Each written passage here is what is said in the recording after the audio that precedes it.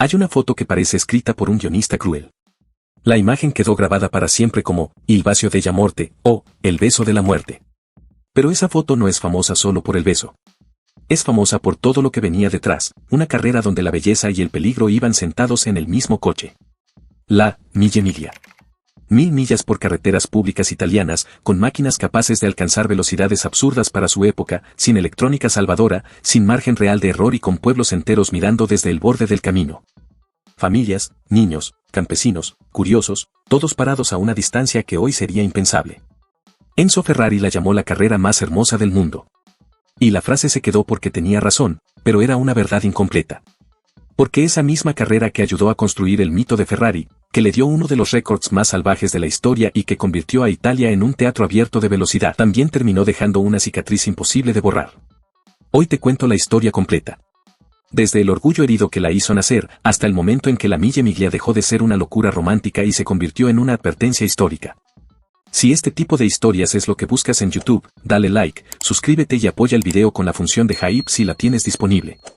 Nos ayuda a seguir contando historias del mundo automovilístico con la intensidad que merecen. Además, seguimos. Para entender cómo nació la Mille Miglia, hay que ir a Brescia, en el norte de Italia, cuando el automovilismo todavía olía a aceite quemado, polvo, cuero y cercana. Brescia no era una ciudad cualquiera para los coches. En 1921 había organizado el primer Gran Premio de Italia. Para la gente de allí, el automovilismo no era un entretenimiento elegante. Era orgullo local, era identidad. Pero en 1922 llegó la bofetada. El Gran Premio se fue a Monza, cerca de Milán, a un circuito nuevo, moderno, construido para convertirse en el gran templo italiano de la velocidad. Monza existe hasta hoy, pero para Brescia, aquello se sintió como una traición. La ciudad que se creía capital de la velocidad acababa de ser empujada a un costado. Entonces aparecieron 4 nombres que cambiarían la historia: Aimo Maggi, Franco Mazzotti, Renzo Castagneto y Giovanni Canestrini. Eran jóvenes, tenían contactos, tenían dinero, tenían hambre de grandeza y, sobre todo, tenían el orgullo completamente herido. La idea fue simple, directa y peligrosísima: si Monza tenía un circuito, Brescia tendría Italia entera. Se sentaron con un mapa y trazaron una ruta gigantesca: salir de Brescia, bajar hasta Roma y volver por otro camino.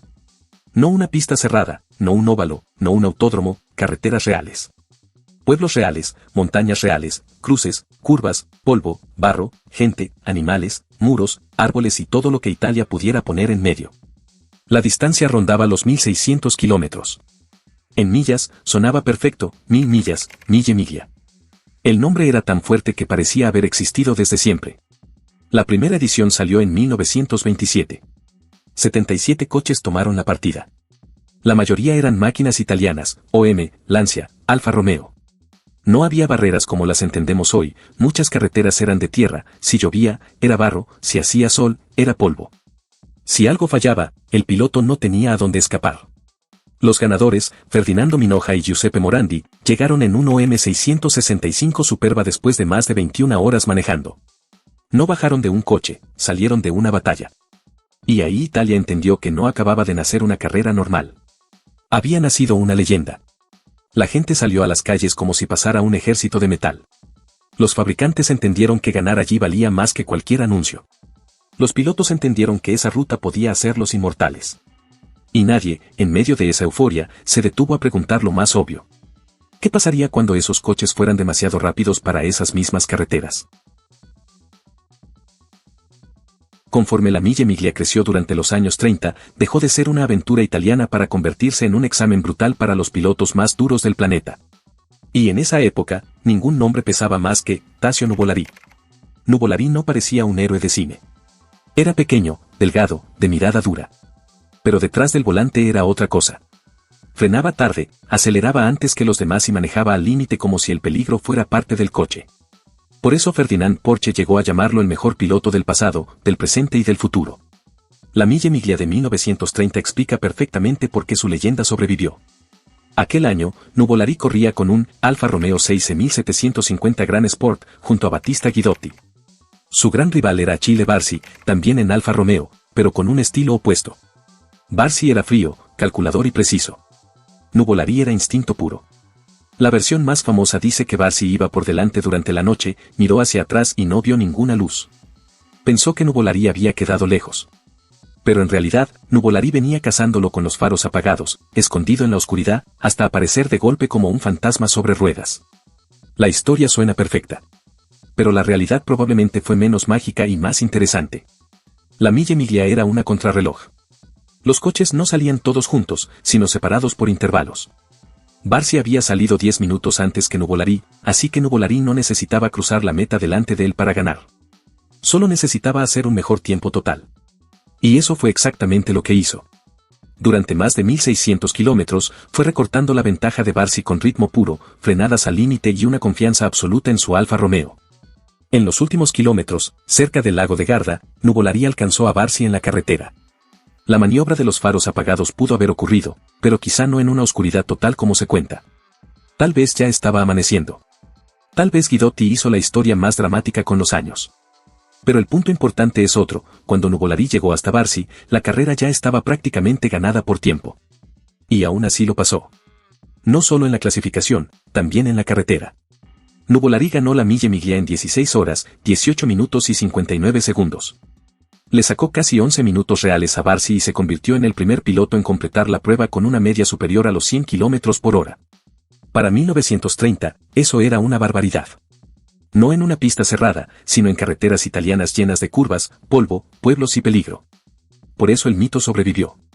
Porque incluso si la historia de los faros fue inflada, encajaba demasiado bien con Nuvolari. Pero la verdad no necesita tanto maquillaje. Nuvolari no ganó por un truco de magia en la oscuridad. Ganó porque fue más rápido, más constante y más feroz que todos los demás. Ganó porque aplastó el reloj. Y en la Mille Miglia, vencer al reloj era vencer a todos. Para los fabricantes, la Mille Miglia no era solo una carrera.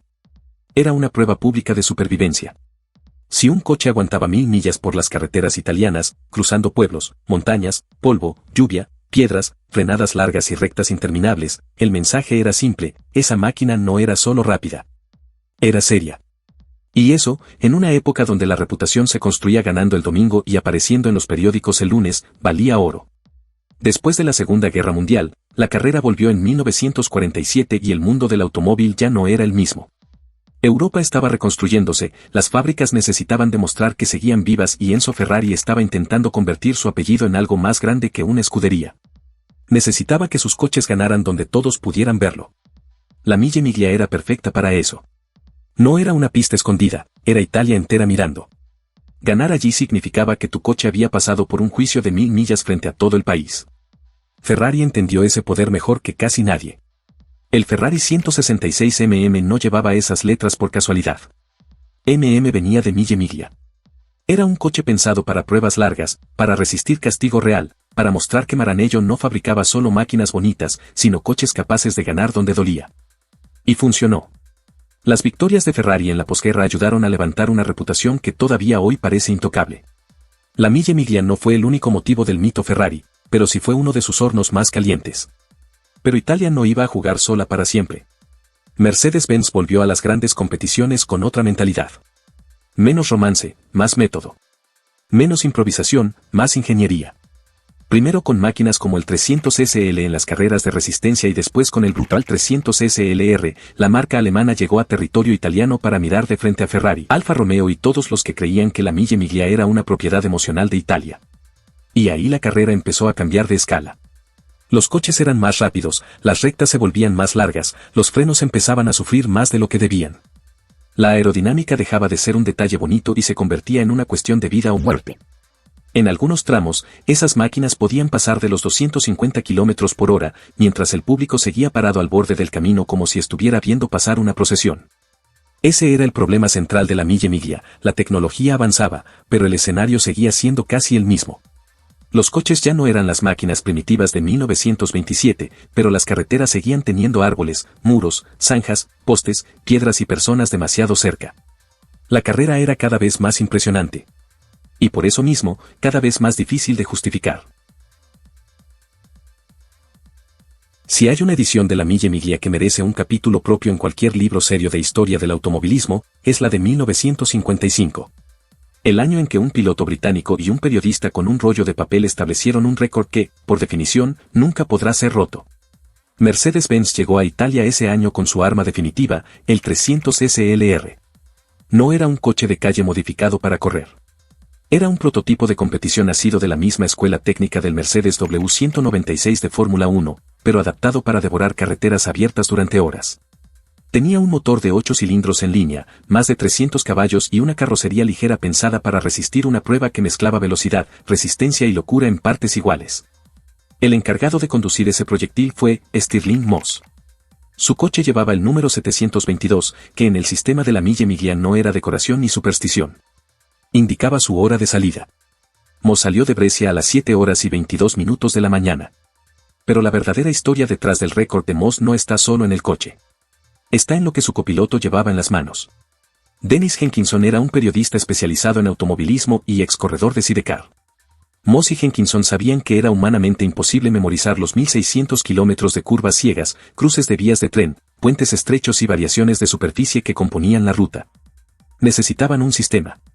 Jenkinson pasó meses recorriendo la ruta completa antes de la carrera, tomando notas detalladas de cada punto relevante, qué curvas se podían tomar a fondo, dónde había que frenar antes de lo que la vista indicaba, qué secciones eran engañosas. Luego transcribió todo eso en un rollo continuo de papel de 5 metros y medio de largo, que metió en una caja de aluminio con una manivela para ir avanzando a medida que la carrera progresaba. Como el motor del 300 SLR producía un rugido tan ensordecedor que comunicarse verbalmente era imposible. Los dos inventaron un sistema de señales con las manos para indicar el tipo y la severidad de cada curva. Jenkinson movía los dedos, Moss leía el gesto y decidía en consecuencia. Lo que pasó después fue algo que ningún testigo de esa carrera olvidó mientras vivió. Moss condujo como si la ruta fuera suya. Cuando Jenkinson le indicaba que la curva ciega al final de esa recta se podía tomar sin levantar el pie, Moss no levantaba el pie. La velocidad media en la que ambos confiaban en ese papel y en ese sistema de señales requería un nivel de fe mutua que va mucho más allá de lo que normalmente se pide en el deporte. Moss completó las 1000 millas y regresó a Brescia en 10 horas, 7 minutos y 48 segundos. Eso equivale a una velocidad promedio de 157 kilómetros por hora a lo largo de todo el recorrido. Sobre carreteras públicas italianas de 1955. Contando repostajes, cruces de pueblos, cambios de superficie, curvas ciegas y todo lo que una ruta real podía poner delante. Para mantener una media así, en los tramos más abiertos el Mercedes tenía que volar a velocidades que hoy ya impresionan, pero que en una carretera pública de los años 50 rozaban lo absurdo. El récord de Moss en la Mille Miglia de 1955 es considerado hasta hoy una de las mayores proezas en la historia del deporte de motor. Y es, por definición, imbatible, porque la carrera original nunca volverá a celebrarse en formato competitivo. Pero no todos en el paddock estaban pensando en récords. Algunos ya veían venir algo que nadie quería ver. Para 1957, la Mille Miglia ya no era la misma bestia de 1927. La idea seguía siendo romántica, con Italia entera convertida en pista, pero los coches ya no eran aquellas máquinas primitivas cubiertas de barro. Ahora eran prototipos de competición capaces de alcanzar velocidades que las carreteras públicas simplemente no estaban preparadas para soportar. Ferrari llegó con el 335S, un monstruo rojo con motor V12 de 4 litros y cerca de 390 caballos. Para la época, eso no era un coche, era una bala con volante. Uno de los pilotos era Alfonso de Portago, español, aristócrata, carismático, rápido y con esa clase de personalidad que parecía diseñada para vivir demasiado cerca del límite. Antes de los coches había probado polo, esgrima y bobsleigh, pero en la Mille Miglia encontró algo mucho más peligroso que un deporte. Encontró una ruleta de 1000 millas. Durante aquella carrera apareció la foto que después se volvería maldito. Portago dentro del Ferrari, Linda Christian inclinándose para besarlo y una imagen demasiado perfecta para una historia que iba a terminar tan mal. La prensa la convirtió en símbolo, pero el símbolo vino después. En ese momento era solo un beso, un instante detenido antes de que la realidad hiciera lo suyo. Portago y su copiloto, Edmond Nelson, seguían en carrera en el tramo final hacia Brescia. Cerca de Guidisolo, en la provincia de Mantua, el Ferrari venía a una velocidad brutal por una carretera abierta, con espectadores a los lados como si aquello todavía fuera una fiesta de pueblo. Entonces todo se acabó en una fracción de segundo. Un neumático falló. A esa velocidad, un fallo así no te da tiempo para pensar. No hay corrección elegante ni maniobra heroica. El coche se vuelve una masa de metal fuera de control. El Ferrari salió despedido, golpeó elementos al borde de la carretera y terminó destrozado fuera del asfalto. Portago murió. Edmond Nelson murió. Y lo más duro fue que 9 espectadores también perdieron la vida. 5 eran niños. La Mille Miglia acababa de cruzar una línea que ya no tenía regreso. Italia entera reaccionó. La tragedia no se podía maquillar como riesgo de carrera. Había familias destruidas al costado de una carretera pública, niños muertos viendo pasar coches y un país obligado a mirar de frente lo que durante años había preferido llamar pasión. Después vinieron las investigaciones, los juicios y las acusaciones. Enzo Ferrari fue procesado porque se cuestionó si los neumáticos eran adecuados para un coche tan rápido. Durante años, el caso fue una sombra enorme sobre la marca. Más tarde, la explicación técnica que ganó peso apuntó a un daño previo en el neumático, posiblemente causado por un objeto o reflector en la carretera. Ferrari terminó absuelto. Pero para la Mille Miglia eso ya no importaba. La carrera original, la carrera a fondo por carreteras abiertas, estaba muerta. No por falta de belleza, ni por falta de historia, ni por falta de pasión. Murió porque el mundo finalmente entendió que ninguna leyenda puede exigir ese precio para seguir existiendo. Después de 1957, la Mille Miglia ya no podía volver a ser lo que había sido. No era solo cuestión de cambiar unas reglas o poner más control en la ruta. La idea de lanzar coches de competición por carreteras públicas, con pueblos enteros mirando desde la vereda, había quedado marcada para siempre. La carrera salvaje de velocidad ya pertenecía al pasado, aunque su nombre seguía siendo demasiado grande para desaparecer. Con los años hubo intentos de mantener viva la ruta con formatos más controlados, más cercanos a una conmemoración que a una batalla a fondo. Pero el verdadero regreso llegó en 1977, 50 años después de la primera edición. La flecha roja volvió a aparecer, aunque esta vez no regresó como una carrera suicida. Regresó transformada en una prueba de regularidad histórica. Eso significa que ya no gana quien pisa más fuerte el acelerador. Gana quien entiende el ritmo, respeta los tiempos y cumple los controles con precisión. Si llegas antes de lo marcado, pierdes puntos. Si llegas tarde, también. Suena menos salvaje que la Mille Miglia original, pero no te confundas, porque la versión moderna sigue siendo una de las experiencias más exclusivas del mundo del automóvil clásico. La regla principal es durísima. Para entrar, tu coche tiene que estar conectado con las ediciones originales celebradas entre 1927 y 1957. No sirve llegar con un Ferrari moderno ni aparecer con un superdeportivo nuevo lleno de pantallas. La esencia es otra. Necesitas una máquina de otra época, un Alfa Romeo de preguerra, un Mercedes 300 SL, un Jaguar XK120, un Ferrari clásico o algún coche con sangre real de aquella historia. Son coches que parecen esculturas, pero todavía tienen que arrancar, frenar, girar y aguantar cientos de kilómetros por Italia. Bajo lluvia, calor, tráfico, adoquines y carreteras que no siempre perdonan. Y ahí está la locura elegante de la Mille Miglia actual, porque manejar un coche de hace 70, 80 o incluso 90 años durante varios días no es un paseo bonito para una foto. No hay ABS, no hay dirección asistida moderna, no hay aire acondicionado, no hay electrónica salvándote de cada error. Hay volante pesado, caja dura, frenos antiguos, olor a gasolina y una concentración que muchos conductores modernos no aguantarían ni una tarde completa. La carrera ya no busca poner vidas al límite, pero sigue exigiendo respeto. Hoy participan más de 400 coches en las ediciones grandes.